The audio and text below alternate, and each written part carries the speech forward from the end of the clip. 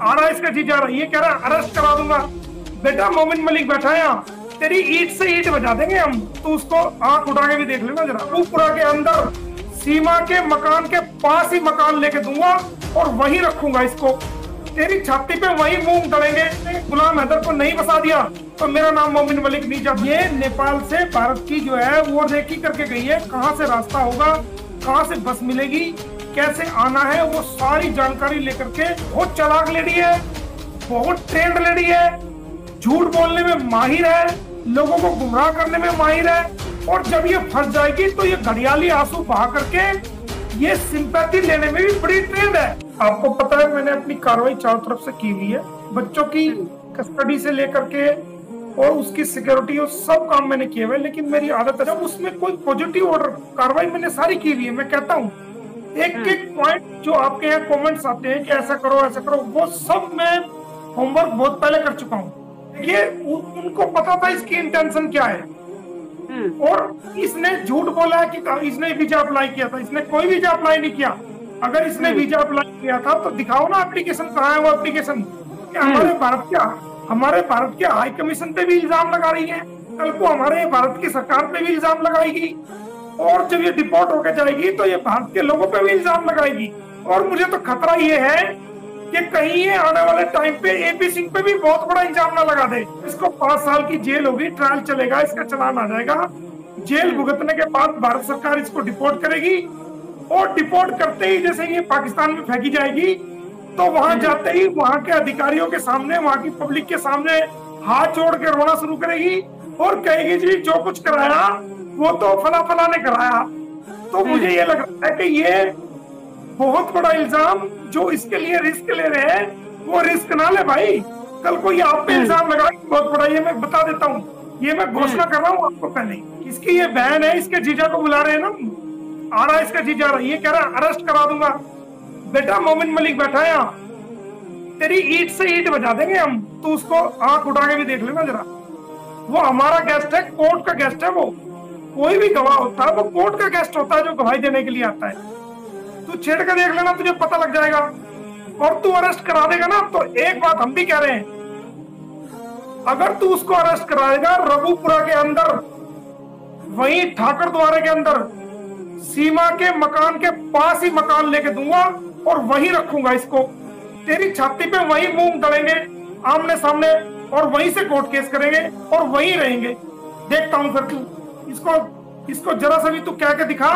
रबूपुरा के अंदर मैंने गुलाम हैदर को नहीं बसा दिया तो मेरा नाम मोमिन मलिक नहीं, जब मैं ये बता रहा हूँ आपको। नहीं, आप क्या कर रहे हो? आप पढ़े लिखे अपने आप को सुप्रीम कोर्ट का अधिवक्ता कहते हो। आपको किसने राइट दिया मुसलमान बच्चों का, जो कि खतना हो चुकी है जिन बच्चों की जो पैदाइशी मुसलमान हैं, आप एक स्पेशल ऑर्गेनाइज करके प्रोग्राम धार्मिक लोगों को इकट्ठा करके आप उनका धर्म परिवर्तन कर रहे हो, धार्मिक नारे लगवा रहे हो, दबेश फैला रहे हो। ये क्या है?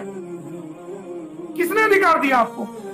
बताओ, आप होते कौन है भाई? आप है कौन? मुसलमान बच्चों का धर्म परिवर्तन करवाने वाले आप है कौन?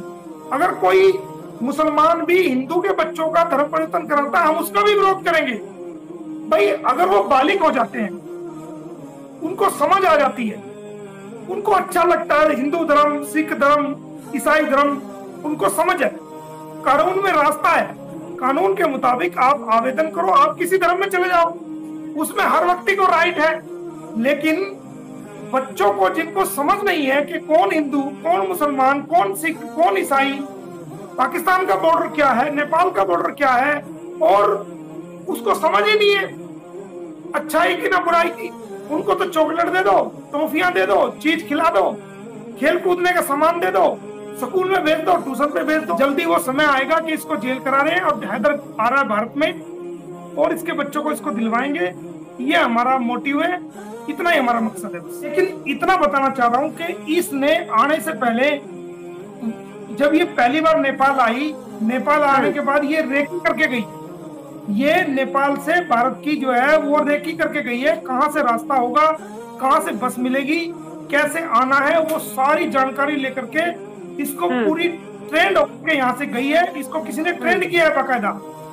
और ये दोबारा गई है, बच्चों को लेके आई है। इसको ये भी समझाया गया है कि जो निकाहनामा है वो फाड़ देना, जितने भी फोटो बच्चों के साथ है वो फाड़ देना, क्योंकि आप बच्चे लेके आओगे, कल को वो बच्चों के क्लेम करेगा, मीडिया में दिखाएगा। इसको पहले से ही सारा एजेंडा फिट करके दे दिया गया, और इसने सारी वही बातें की जो गुलाम हैदर के बच्चों के साथ तस्वीरें थी वो सारी इसने फाड़ दी, सभी को जला दिया, सारे डिलीट कर दिए, सारे फोन फॉर्मेट कर दिए, और कोई सबूत ऐसा नहीं छोड़ा कि गुलाम हैदर किसी बात का क्लेम कर सके। इसको पता था कल को बच्चों के लिए क्लेम करेगा, तभी तो ये कहती है कि बच्चों के साथ तस्वीर दिखा दो। तस्वीर कहाँ दिखा दो यार, वो तो बेचारा शरीफ आदमी कीपैड का फोन रखता है, ये होता है कीपैड, समझ रहे हो, ये कीपैड का फोन है, ये आप देखोगे ये कीपैड का फोन है। और ये फोन भी किसका है बता दूं आपको, ये नेपाल के एक व्यक्ति का फोन है। मेरे पास 5 फोन रखे हुए ऐसे ऐसे। 9 लोगों को मैंने उनके खिलाफ अंबाला में कोरोना के अंदर केस दर्ज हो गया था। 10 लोग थे, 1 लोग की मृत्यु हो गई थी, उसको वहीं दफना दिया था। 9 लोगों को मैंने फ्री ऑफ कॉस्ट मुकदमा लड़के 9 लोगों को मैंने अंबाला से छुड़वा के नेपाल भिजवाया था। उन 5 लोगों के फोन वो छोड़ के चले गए थे, कोर्ट में जमा थे। मैंने एप्लीकेशन लगा के ये 5 फोन मेरे पास है, ये 1 नेपाली का फोन है। तो ये होता है कीपैड। तो बताओ इसमें कहाँ वीडियो कॉलिंग हो जाएगी। ये बेचारा रखता था वो गुलाम हैदर ऐसा फोन, ये देखो ये ऐसा फोन रखता था, क्योंकि वो बेचारा अनपढ़ है, वो अनपढ़ है, वो मैसेज भी टाइप नहीं कर सकता। वो मुझे भी वॉइस कॉल भेजता है और वॉइस मैसेज भेजता, मैं भी रिप्लाई करता हूँ उसका, और यहाँ पर वीडियो कॉलिंग पे बात होती है। तो वो टच फोन चलाना नहीं जानता। जो वो लाइव आता है वो भी कोई दूसरे उसके साथ लगे होते हैं, वो लाइव करके उसको सामने रखते हैं तब वो लाइव आता है। तो बेचारा उसके पास कहाँ सबूत हो, ये बताओ। वो कीपैड का फोन चला रहा था, सऊदी अरब में 2-2 3-3 शिफ्ट कर रहा था। जो उसके साथ वहां एक लड़का था, उसने मुझे बताया कि प्याज खा के वो टाइम पास कर रहा था, पैसे बचाता। लोग घूमने के लिए जाते हैं, फिल्म वो वहां पर थिएटर भी जाते हैं, दूसरी जगह पर भी जाते हैं, जो वहां पर पार्क है, मौज मस्ती करने के, वहां समुद्र में नौकाएं हैं, वो बेचारा कभी नहीं जाता। और तो और वो कहता कि तुम चले जाओ और मैं तुम्हारा खाना बना दूंगा। तो वो लोग बड़े खुश होते कि ठीक है भाई तुम खाना बना देना। तो वो बेचारा खाना बनाता, उसको भी जो है ना सब्जी मिल जाती, उसको भी रोटी मिल जाती, चिकन वगैरह मिल जाता उसको भी। तो उसने तो कभी इन चक्रों में, आप देखो इन चक्रों में कभी रहा नहीं। निहायत शरीफ आदमी। अगर गुलाम हैदर चालाक होता ना, इस सीमा हैदर की माँ ने दूध नहीं पिया था कि गड़बड़ कर देती। ये बात भी मैं बता रहा हूँ। चालाक और तेज आदमी हो, उसकी बीवी की मजाल है जो उसके साथ धोखा हो जाए, उसकी ऐसी कान खिंचाई करेगा, वो ऐसा टाइट करके रखेगा कि वो जो है ना सीधी रहेगी। क्योंकि चालाक आदमी को पता है वो चलने नहीं देता, वो सीधी करके रखता है। तो इसकी शराबत का ही नाजायज फायदा उठाया है। ये निहायत ही शरीफ आदमी है, निहायत ही अच्छा आदमी है। मैंने भी इसका पता लगाया, मैंने इसके गांव में इसका पता लगाया है, तभी तो जाके मैंने इसका केस लिया था। इसका मैंने पूरा बायोडाटा छाना है। सऊदी अरब में भी मैंने इसका पता लगाया था, क्योंकि वहां भी मेरे आदमी के केस के बारे में पता करो क्या है।